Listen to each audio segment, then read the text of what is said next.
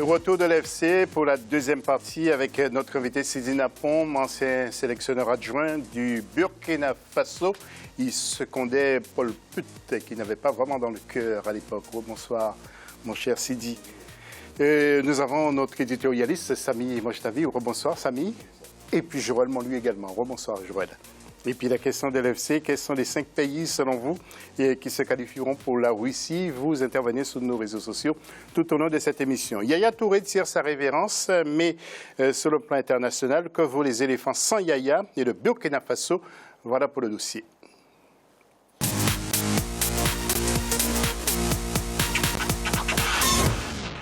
D'abord, tout le monde avait peur, sauf les supporters des Ivoiriens. Les supporters maliens y ont cru après l'ouverture du score, mais c'était mal connaître les éléphants. Oumou Kalsoum Ba pour le résumé de Côte d'Ivoire-Mali. Samedi 8 octobre 2016, les éléphants de la Côte d'Ivoire ont croisé le fer avec les aigles du Mali dans le cadre des éliminatoires de la Coupe du monde de football qui aura lieu en 2018 en Russie. Malgré un début de match assez difficile, la sélection ivoirienne a pu gagner la rencontre par un score de 3-1. 10 minutes après le but malien par l'international Sambou Yatabaré, les éléphants ont marqué le but de l'égalisation. Un but victorieux de Jonathan Kodja. À la 31e minute, Serge Aurier a placé un centre qu'un défenseur malien a malencontreusement dévié dans ses propres filets. Le 3e but ivoirien est signé Gervinho. Selon de nombreux experts du ballon rond, la Côte d'Ivoire a géré avec efficacité ce match comptant pour la première journée des éliminatoires du Mondial Russie 2018. Et puis des Burkinabés en colère. Vous allez voir dans quelques secondes le Burkina Faso qui rate une belle occasion en effectuant qu'un match nul à domicile face à l'Afrique du Sud. 1 but partout. Le résumé de Jean-Paul Oué-Draogo. C'est sur un score nul, 1 but partout, que les étalons du Burkina Faso et les Bafana Bafana d'Afrique du Sud ont quitté la pelouse du stade du 4 août le samedi 8 octobre. Pour ce match comptant pour leur qualification à la Coupe du monde Russie 2018, les poulains du sélectionneur Paulo Duarte ont livré une prestation qui a manqué d'efficacité à en croire les avis des nombreux supporters qui ont effectué les déplacements du stade. Vraiment, ça compromet les chances de qualification. On devait battre ça à domicile. Hein? Malgré ça, c'est ça qui nous décourage. Voilà pourquoi nous, on ne sait même pas comment on va s'en sortir. Dans un match international, lorsque vous avez 2 occasions de but, 2 pénaltys que vous vendangez, il y a quelque chose qui ne va pas. On a joué sans milieu. Est-ce qu'un vrai entraîneur joue ballon sans milieu? Qu'à cela ne tienne, l'on a quand même eu droit à un match beaucoup plus équilibré entre les 2 adversaires du jour, avec à la clé de nombreuses occasions de chaque côté. De retour d'une première mi-temps largement dominée par les étalons, c'est une équipe sud-africaine plus motivée qui ouvre le score à la 80e minute par un but de Dean Furman.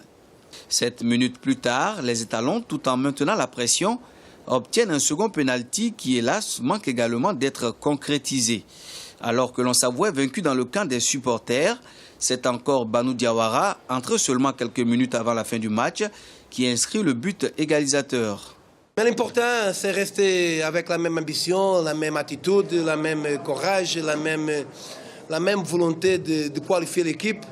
Mais aujourd'hui, on sait qu'on a perdu 2 points. Même si on a gagné dans le fin de match, on a gagné 1 point.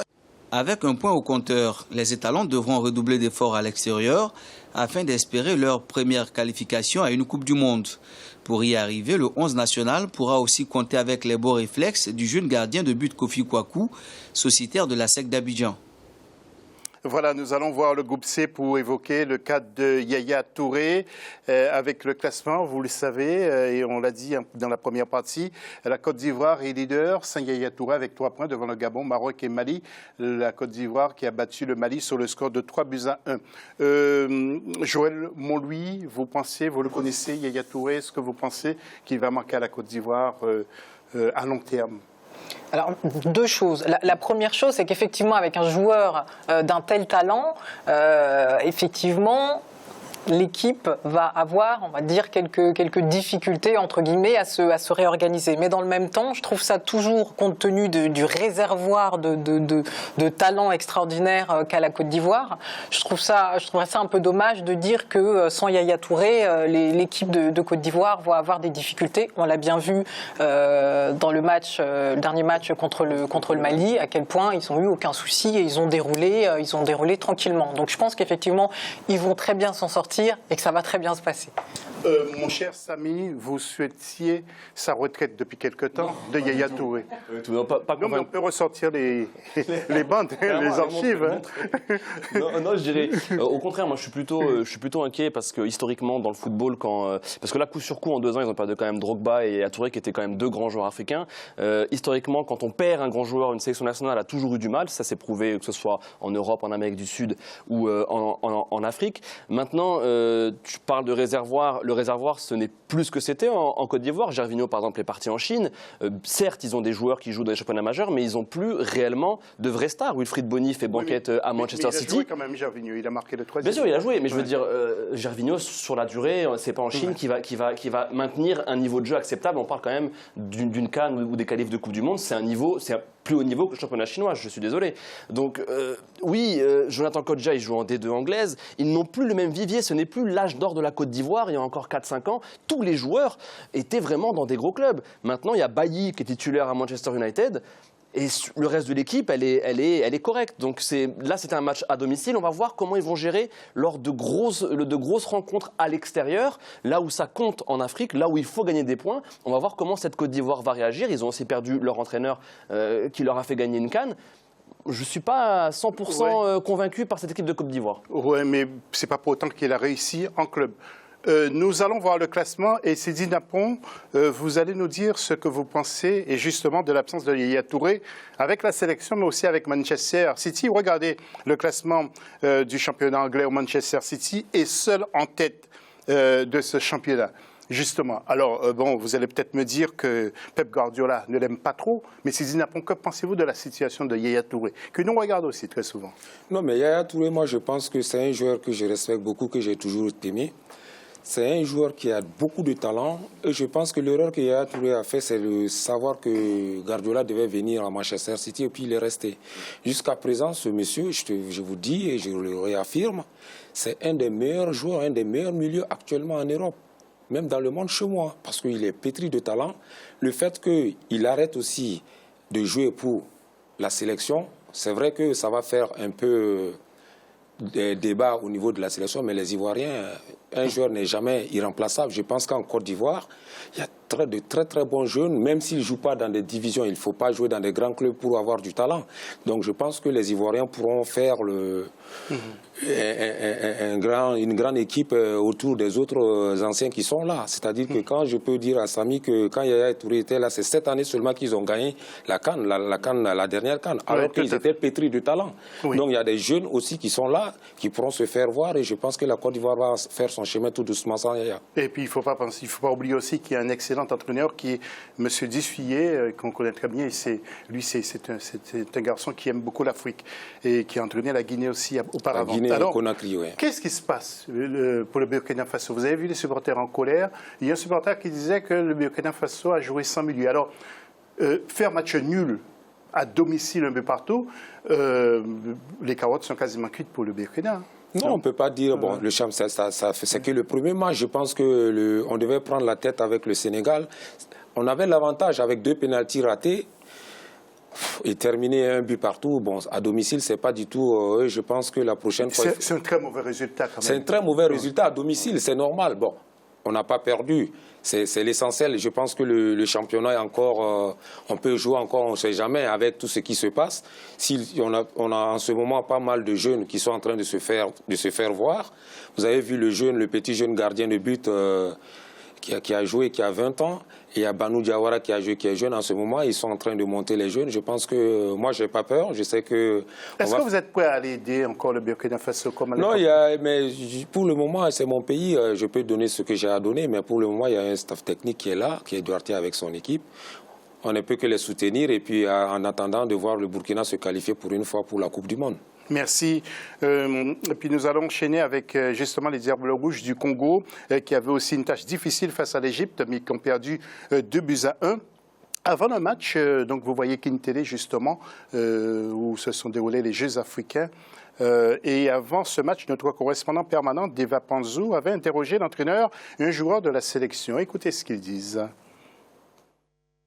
On est bien conscient que ce match, on doit le gagner, particulièrement parce qu'on respectera les consignes et que tactiquement, on sera très bien organisé. On sait qu'on tombe sur une équipe qui est constituée de joueurs de très haut niveau. On va opposer une équipe qui va avoir un jeu collectif et une qualité d'organisation la meilleure possible. On ne promet rien juste de mouiller le maillot, c'est la chose la plus importante, mais on ne va pas s'avancer à faire des pronostics avant le match, parce que dans le football tout est possible. On rencontre un gros morceau, donc non, on promet seulement de mouiller le maillot et de tout donner. Oui, avant d'enchaîner, de retrouver notre plateau, compte tenu de la dimension de l'Afrique, nous sommes surpris quand même qu'il n'y ait que 5 équipes qui se qualifient. Alors en image, vous allez voir donc les grandes équipes africaines que nous retrouvons donc à cette période, comme la Côte d'Ivoire, l'Algérie, le Cameroun, tiens, vous voyez en vert, et donc les autres équipes comme le Ghana, la RDC, l'Égypte, le Congo, le Mali, Cameroun, je vous l'ai dit, Nigeria, Burkina Faso et Afrique du Sud. On ne pourra pas voir tout le monde, bien sûr. Vous disiez disait le Maroc. Maroc quand même. Le Maroc aussi, oui. Excusez mes excuses.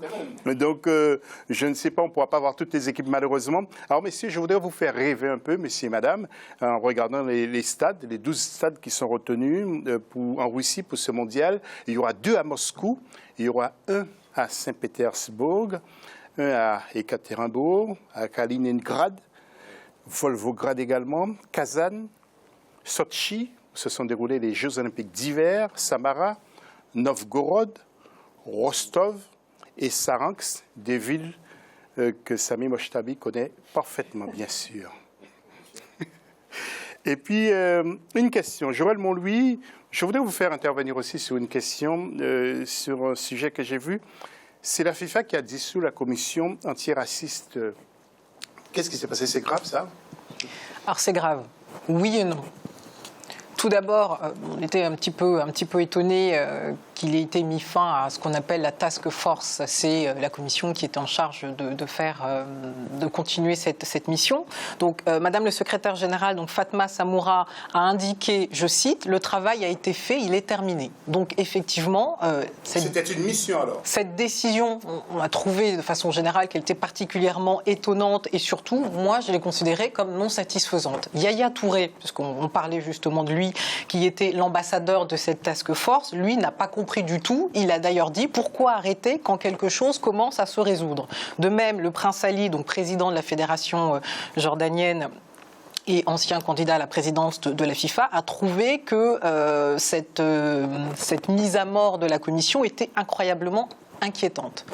Petite précision, donc Madame le secrétaire général est venue nous apporter une information supplémentaire pour nous aider à comprendre, parce qu'elle a dit, elle a estimé finalement être la preuve vivante que cette commission, en tout cas, avait fonctionné et était arrivée à son terme, parce que elle était femme et sénégalaise et qu'elle était arrivée à cette haute fonction au niveau de la FIFA. Je pense qu'effectivement, là, on mélange d'une part les problématiques de gouvernance, parce que je suis la première à être ravie qu'une femme africaine de surcroît soit secrétaire général de la FIFA, certes, mais de l'autre côté, là on parle des problématiques de racisme auxquelles il faut faire face, notamment sur le terrain. Okay. Et donc la réponse qu'elle nous donne n'est pas satisfaisante, d'autant qu'il y a eu des problèmes dernièrement en Ligue des Champions avec Rostov, encore, qui avait été condamné par l'UEFA le 9 septembre dernier, encore pour des problématiques qu'il y avait eu le 24 août, et on a eu une problématique de bananes lancées sur le terrain. Okay. Tout ça pour dire quand même, le côté positif, c'est que dans les statuts de la FIFA, à l'article 3, on a un article sur la non-discrimination et la lutte contre le racisme, qui fait que, indépendamment de la disparition ou pas de cette commission, quand même, c'est quelque chose qui est inscrit dans l'ADN de la FIFA, et à ce titre, ils vont devoir poursuivre. On ne sait pas sous quelle forme, mais ils vont devoir poursuivre ce combat. Une réaction de Sidi et de Sami avant de remettre l'antenne sur cette question? Bon, moi je pense que pour la Russie, moi j'ai beaucoup peur pour la Russie car le racisme est tellement développé là-bas que je me suis dit que les pays africains qui vont arriver là-bas, si vous m'entendez, soyez en groupe, hein, ne allez pas vous isoler là-bas en Russie. Hein. Okay. C'est quand même étrange décision avec en plus les échéances à venir. On a l'impression voilà, qu'ils ont créé ça pour un petit peu calmer tout le monde et puis hop, sur le côté on l'enlève. Je pense que ça leur prenait du temps, peut-être de l'argent. Ouais, c'est vrai que c'est un peu bête parce que la mission n'est pas finie, puisque le racisme est toujours présent dans le monde du football. Et c'est vrai qu'en Russie, c'est dans 2 ans, pardon. Et c'est vrai que la Russie est quand même assez réputée pour ses incidents racistes. Donc c'est vrai que ça donne pas confiance vraiment. C'est un dernier mot rapide non, c'était pour remercier toutes les personnes de loin ou de près qui m'ont soutenu lors du décès de mon frère. Et donc, je profite de l'antenne pour leur dire merci une fois de plus. Voilà, donc c'est une information qui nous a beaucoup touché aussi à la rédaction d'Africa 24. Merci et bon courage surtout, Sidi. On se retrouve tout à l'heure pour la 3e partie de cette émission.